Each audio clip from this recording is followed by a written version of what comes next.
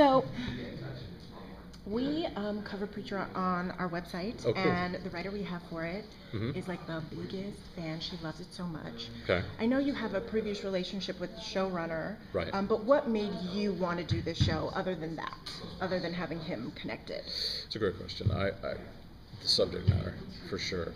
And I think in part because, not because it was a comic book, obviously there's a lot of comic book source material out there at the moment, but because it was, I was familiar enough with the graphic novel from when it came out. I think I was in college, and I read through probably the first volume of it. Well, I wouldn't call myself a big fan of it. I was certainly familiar with it, Okay. enough to know that it was going to be an interesting and fascinating challenge to bring it to TV. Yeah. And that if anyone could do it, Sam Catlin and Seth Rogen could do it.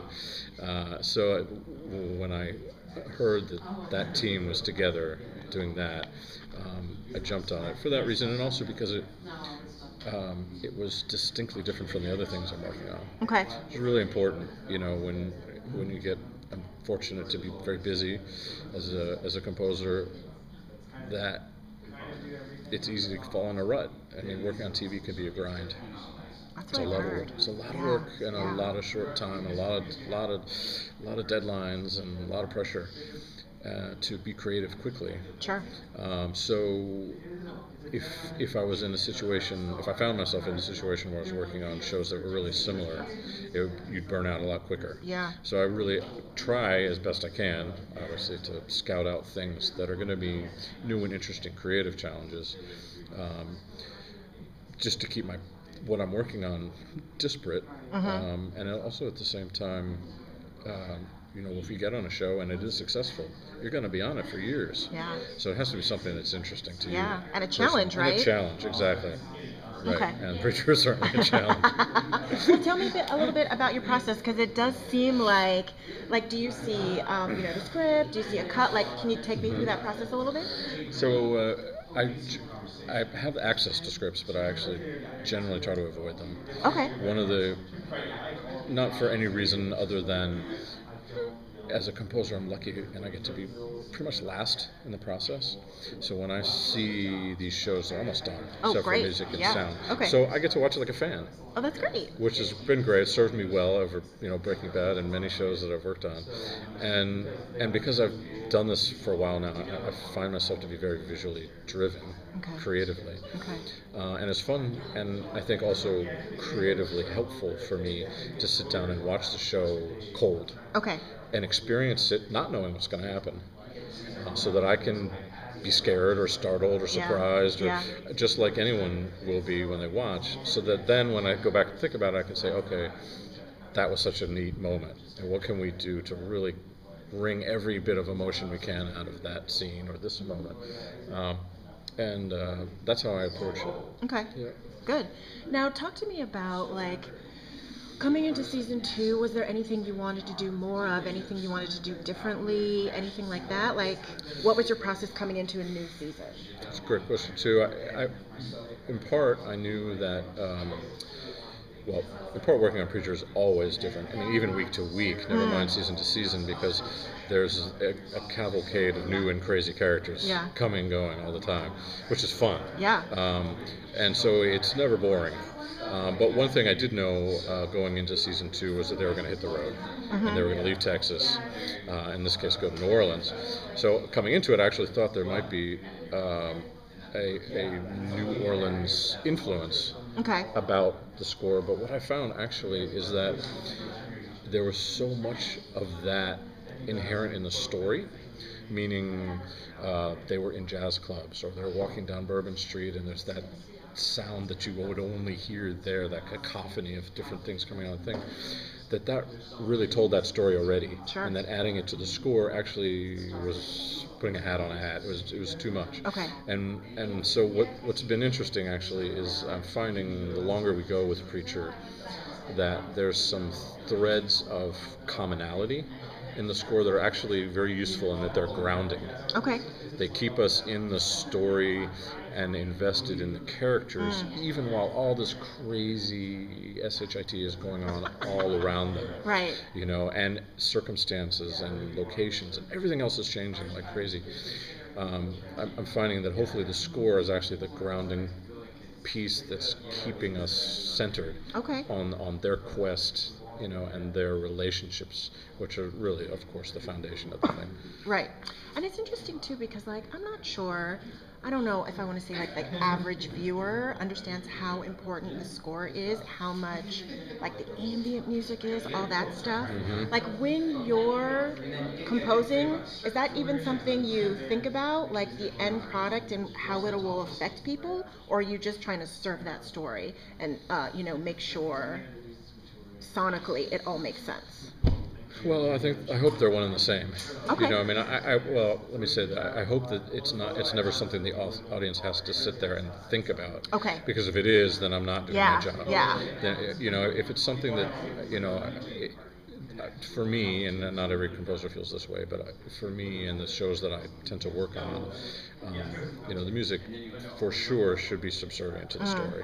It's not something that should stand out and strike you. Maybe on a third viewing you go back and you notice, oh God, that I feel half of why I feel that way about that scene, I hope, is because of the music.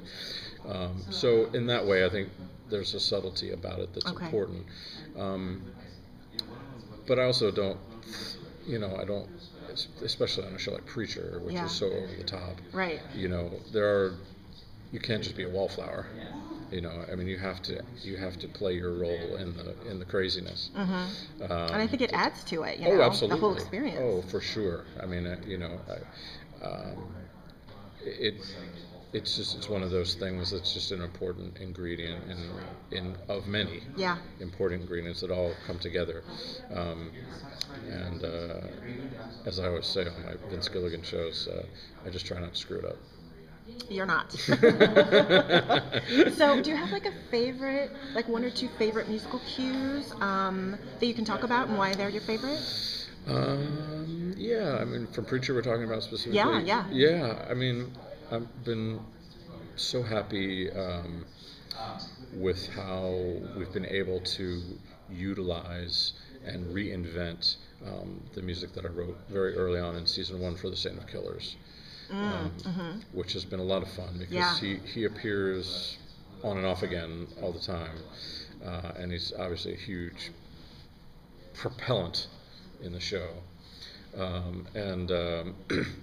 You know, I wasn't sure in season 1 like how big a role, for example, he'd play in season 2, but he has. Yeah. And so we've gotten a lot of great mileage out of that concept that we built for him musically.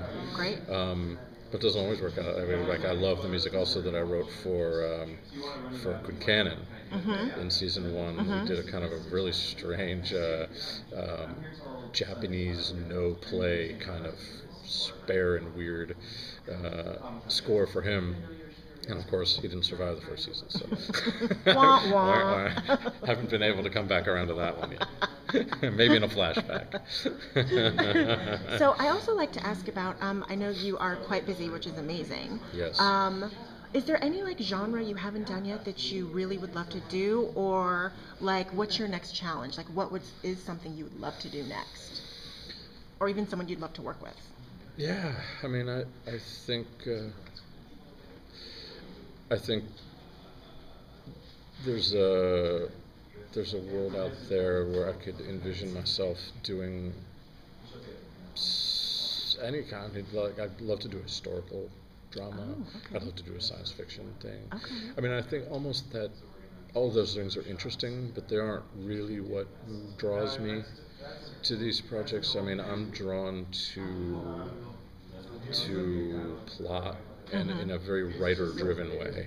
Like a very dramatic, very interested in depth of characters and evolving characters. I mean, one thing that I learned, you know, working on Vince Gilligan shows, Breaking Bad and Better Call Saul, is the beauty of a show that's forever changing. And Preacher's that way too. And I love that because it really enables me to be a storyteller too, Okay. as a musician, and I can help move that story along. And as long as there's an interesting path to travel, almost the accoutrements of where or how or when or who almost don't matter as much as the great story underneath. Okay. For me. And it sounds like it's something you need to keep, like, keep your edge, Yeah. so to speak, Absolutely. in doing this job. Absolutely. Like, make sure you're taking risks. Yeah, which absolutely. Is You're pushing hopefully yourself. Exciting. Yeah, no, absolutely. I mean, I'm always looking for things that are going to push me. If I'm not starting a new project and scared, then it wasn't the right project. Okay. I have to. It's just part of my nature. I have to do that and push myself, and hopefully the end result is that at the end of it, I'm a better composer for it. Great. Great.